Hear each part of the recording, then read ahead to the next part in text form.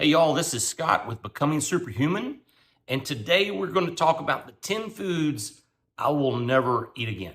And it's not that I'll never eat them, but not going to be on the regular. These are 10 foods that I had to put on the do not eat list when I was losing 120 pounds. 10 foods that remain on the do not eat list as I try to maintain my 120 pound weight loss in the last 13 months. And so I could probably put all of these under one category. We'll talk about that, ultra processed foods, but I want to break it out a little bit more than that. I could probably break that into 4 main categories, and we're going to kind of hit those first. And then we're going to hit some other items that are on Scott's list that he likes to eat that have to go on the do not eat list, foods that I will never eat again or eat very, very rarely. So number one, the number one food, because I was diabetic or pre-diabetic, pre-hypertensive, had some metabolic issues, insulin resistant, the number one food Scott had to cut out was sugar.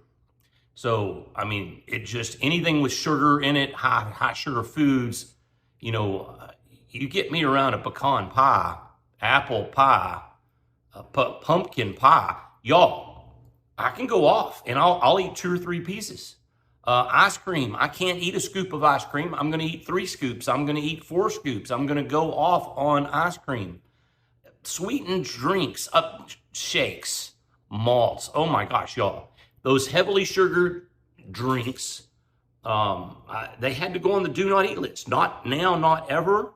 And I don't know that other than Thanksgiving, it's the only time I've had pie. In a wedding and, maybe a couple other times, but still. 2 years, I've had pie maybe 4 times. I mean, that's what I say when I'm talking about never. I'm talking about, all right, I'll make some exceptions here and there. And then when I make that exception, I'm not going to eat 4 pieces. I'm going to try to, I'll start with a half a piece and I'll go back and eat the other half, if you know what I'm saying. So number one food that goes on the do not eat list, the number one food I'm never consuming again is sugar. Number 2 food, processed grains. Our grains, our flour has been overly processed to the point where it's been bleached, it's been refined. They've basically removed everything from it except for gluten, and that causes issues with a lot of people. And because of that, that takes out bread. I love bread. I could eat 10 dinner rolls. At Thanksgiving, it was nothing for Scott to pop in there and eat 10 dinner rolls. Cake. Pizza, y'all, I like me some pizza, but unless I make the pizza crust, and I've got a pretty good recipe, I've learned to make a high protein pizza crust out of egg white powder. That's an idea. Let's do a cooking video in the future. Y'all tell me what you think about that. Would you like to see some cooking recipes that I've run across that have helped me replace some of these things? Just let me know. But for the most part, I'm not going to eat pizza, and I'm not going to prepare pizza that often, y'all. I like to cook. I like to do some things, but I'd rather cook some meats. I'd rather cook some eggs. I would rather cook these high-protein things that are really, really good for me. Number 3 on the list is you probably heard it. It's kind of come up in the last couple of years in the media, seed oils. It's basically all kinds of vegetable oils. So it is everything from canola to safflower oil, peanut oil, sunflower seed oil, soybean oil. All of these things are highly processed. They're heated up to a massive degree, put under high pressure. They are changed chemically, and then they're bleached. They have things added to them to make them palatable. These were oils that were machine oils at one point in time. Canola oil, y'all, was a machine oil. And it was something that was used in World War II in factories. And then once World War II was over, they're like, well, we need something to do with this. And they start, let's add this to it. Let's do this. Let's do that. And we'll use it to cook. And y'all, since the 1950s the heart disease rate in the United States has just gone up a massive, massive amount. The same thing with cancer. The same thing with autoimmune diseases. Seed oil consumption has risen every year almost since it was first introduced. So seed oils, the rate of use has just gone up and it's causing us health problems. And you're going, okay, Scott, what are we talking about here? Well, we're talking about potato chips. Potato chips are made, they're fried, typically in a seed oil. And sometimes they're not fried, they're used in the seed oil in the composition of it, and then they're baked. So even the baked processed foods have seed oils in them. I love me some fried fish, some fried shrimp, but those are typically cooked in a seed oil. Now, that does not include, y'all, it does not include olive oil, it does not include avocado oil, it doesn't include coconut oil. Those are fruit oils, and those oils are not highly processed. Same thing with ghee, butter, lard, fat, tallow. Those are good fats to cook with. Now, you don't want to, a lot of people don't want to cook with olive oil, avocado oil, coconut oil, because the more you heat them up, the higher you heat them up, the more oxidized they get, and that's not great for our bodies. So there's a big contingent out there that wants you to use either beef tallow, bacon fat, butter, you know, when you're getting in there preparing your vegetables, preparing your steaks, things like that. But anyway, number 3 on the food list is seed oils. Number 4, it's another broad category. It's ultra processed carbohydrates. So it's things like boxes of crackers, it's chips, it's breakfast bars, it's cookies. It's all those things basically in the middle of your grocery store aisles. Ultra processed foods. If you pick up a box and it's got more than 2 or 3 ingredients on that box, maybe 4 or 5 for something that's pretty natural, that's a little complex, yeah, it's going to be ultra processed. It's going to have carbohydrates in it, and those are not good carbohydrates for us. They're going to have seed oils as well. So things like crackers, breakfast bars, cookies, do not eat list for Scott. Things that Scott will not eat again. It comes in a package, a box, a bag, things like that. So number 5, and here we're going to start talking about specific things that Scott really, really likes to eat that made Scott a really, really fat man. Obese, y'all. I was morbidly obese. And I don't want to hurt anybody's feelings, but we have to acknowledge where we're at to be able to say, this is where I want to go. And that's where I was at. I was morbidly obese. I was fat. I was over 300 pounds. And the number 5 food on this list, fast foods. So, Scott, you're going, well, why? You know, let's just take the bun off. You know, French fries are just potatoes. That's not bad, right? Well, the problem is the way those foods are processed in the restaurant. For the most part, they're full of seed oils. They're full of gluten. They're full of refined flours. You know, McDonald's French fries, at one time, y'all, McDonald's fried their French fries in beef tallow. And y'all, that if you want to eat a French fry, that's the way you need to consume it. So make it at the house.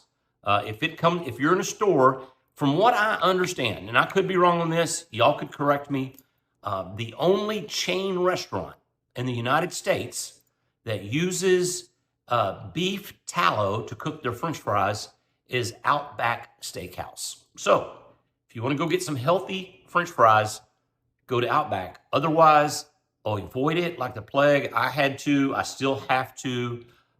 It was nothing for me to go 4 or 5 days a week and go through the drive-through at Sonic, at Whataburger, at Taco Bell.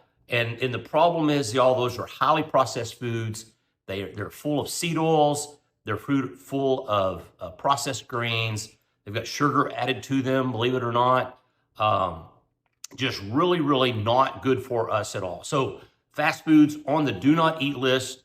The 6th thing, and I live in Texas. Texas is close to Mexico, and in the Texas area, we have some really good Tex-Mex food here, y'all. I mean, may not be as good in East Texas as in South Texas.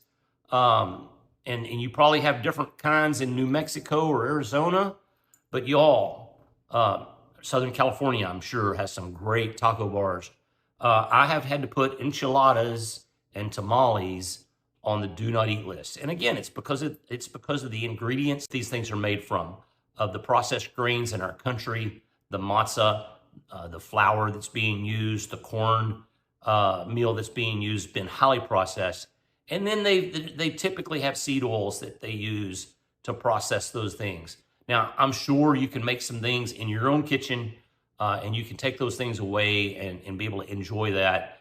For me, it's a lot of trouble. Like I said, I like to cook, but I like to cook meat, breakfast foods, things like that. I'm trying to learn how to cook keto or low carb bakery type stuff. I'm still working on it. So the number 7 item I have on the list, and this is something that I didn't put on the do not eat list for a while because frankly, I just wasn't aware, right? And that is processed salad dressings. So for the most part, unless you look at the label and it says that they used avocado oil or they used coconut oil, which I don't think happens very often, those salad dressings have an oil or olive oil. The olive oil is good, but they're made with soybean oil. They're made with safflower oil. They're made with canola oil. And yeah, it's only an ounce or two here or an ounce or two there. But if you're in weight loss mode, and like my wife, y'all, my wife, she's been on this journey with me. She has supported me through this. Shout out to you, Christy. Thank you so much for your love and support. But she's been on this journey with me, and she's been able to lose 45 or 50 pounds doing this same thing. And for the first year, she ate a lot of salads. Scott's not a big salad guy, so I'm not talking to myself as much as I could be. I would get a salad here and there, but pretty much 4 or 5 days a week, my wife, Christy, would get a salad from Chick-fil-A, something like that. And the salad dressings that are used there have seed oils in them. They're not good for you. They shouldn't be consumed, cause issues in our body. Y'all, if you consume a lot of seed oils, it causes inflammation in your body. That inflammation can cause cells to mutate. Mutating cells cause sentinel cells, cause zombie cells, can cause cancer. And I'm not sitting here telling you seed oils cause cancer because I'm not a doctor, but seed oils cause cancer. I would highly recommend that you take out seed oils out of your life. Take out sugar out of your life. Take out processed flour and gluten. Anyway, let me finish up the list because I've got a couple of big ones here coming up. Number 8 for me was soda. For 30 years, y'all, I was a diet Dr. Pepper man. And you're going, Scott, diet Dr. Pepper's okay. It doesn't have any calories, right? Yeah, it's what I thought. And as I'm going through this journey, I'm watching Thomas DeLauer on YouTube. Y'all look him up. He's a smart dude. And Thomas is going through his list of things he's never going to eat again. And he mentioned sodium benzoate. And I'm like, what is sodium benzoate? And he goes, sodium benzoate is this chemical that once you consume it, it activates an enzyme, and that enzyme sends a signal to your brain and tells you not to burn fat right now. And Scott's going, well, I'm trying to burn fat. What do I do? And I find out that sodium benzoate is used in a lot of diet drinks, including my favorite, Diet Dr. Pepper or Dr. Pepper Zero or whatever it was at the time. And y'all, I went from a 30-year habit overnight to not drinking sodas. So to this day, it's on the do not eat list. I'm never going to consume it again. Again, it's a processed food. Y'all, it's a product. It's not something that occurs naturally. I should not be consuming it. Number 9, and this is another one that used to be a go-to, and I lost weight doing this with Weight Watchers, with Noom, with several different programs because it's low calorie. Scott thought low calorie was breakfast cereals, cereal bars. We're talking Cheerios, Honey Nut Cheerios, regular Cheerios, because they're heart healthy, and Raisin Bran, Fruit Loops, things like that. And I've been a big cereal guy all my life. Also like to snack on cereal. So sometimes at 11 o'clock at night, I'm going, got a little craving. I go get a bowl of cereal and eat it dry. And since my weight loss journey, since my health journey, I've come to understand that there are things in those products that cause me problems. They have gluten, they have carbohydrates, which is not bad in and of itself, but it's a processed, refined carbohydrate. Highly recommend not to consume it. The vitamins, you look on the side of the box and it goes, oh, 25% of your RDA, whatever. They're lying to y'all. Y'all, don't believe that for a second. Most of those nutrients are not bioavailable. Say that 3 times real fast. They're not bioavailable when you eat them, when you consume them.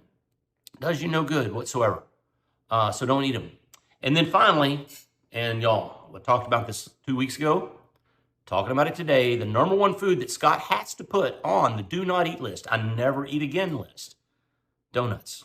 Because y'all, donuts may be the single worst thing that you can consume. It is made with sugar. It is made with refined processed grains. It is deep fried in a seed oil that is probably rancid. What did I miss? I mean, and you're combining fats and carbohydrates together, which is extremely bad for your body because your body can't burn both at the same time. And so what your body does is it goes, oh, got all this extra glucose. I'm just going to go ahead and put this fat over here because we don't need it right now. Anyway, there's the top 10 things that Scott would never eat again. Went on the do not eat list. Kind of struggled through this video today. I'm not sure why, but we're going to fly with it. I'm not going to redo it. But I wish you guys well. I'm going to do a video next about what I now consume, foods that I'm now eating as I try to maintain my weight loss and my health journey. So y'all stay tuned for that. Until then, check out, I think it's this side, but it might be this side. YouTube's going to suggest a video for you to watch or maybe a playlist. Y'all check it out. Like my video, subscribe to my channel, hit the bells up for notifications, all the things. I love you guys. Peace out.